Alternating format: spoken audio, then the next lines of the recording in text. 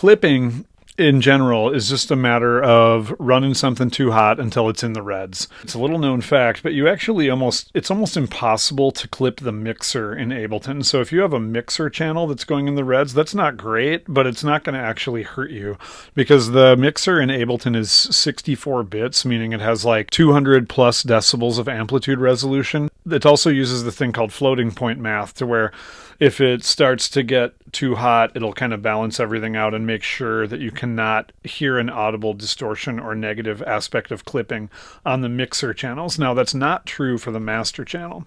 So if you are clipping on the master, remember that technique where you can grab all your tracks and balance everything out uniformly. And as long as your returns over here are in post mode, that'll also turn down your returns subsequently equally. So I usually adjust this till I have about 5 or 6 dB of headroom like I did in the previous video, and that's a good place to start. And I'm just really cautious to make sure I'm not going in the reds on the master.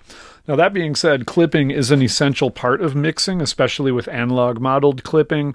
And that's something that we're going to play around with inside of software effects such as the saturator or roar or the glue compressor in soft clip mode.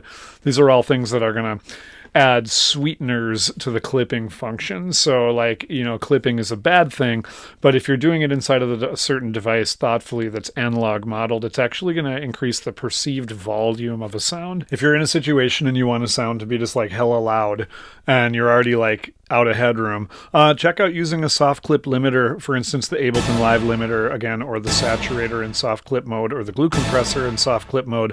Those are all devices you can drive the signal into, get a lot more loudness, and it'll make sure that you're not actually going in the reds at all. Clipping is an important part to watch out for and avoid on the master channel with that group tracks and turn them down function. But then it's also really great to note that you can't clip the mixer here, and if you want to have that like saturated clipped harmonic sound, try those devices I recommend. That's the basic rule of thumb with clipping. I will point out too that there is a potential for clipping inside of a group in the sub mixer, so you want to watch out for that as well. And this has the same principle where if you grab all of these and adjust one, it's going to adjust them uniformly within the group. So that's a little principle of gain staging. Keep things nice and loud without going in the reds, and you're on track.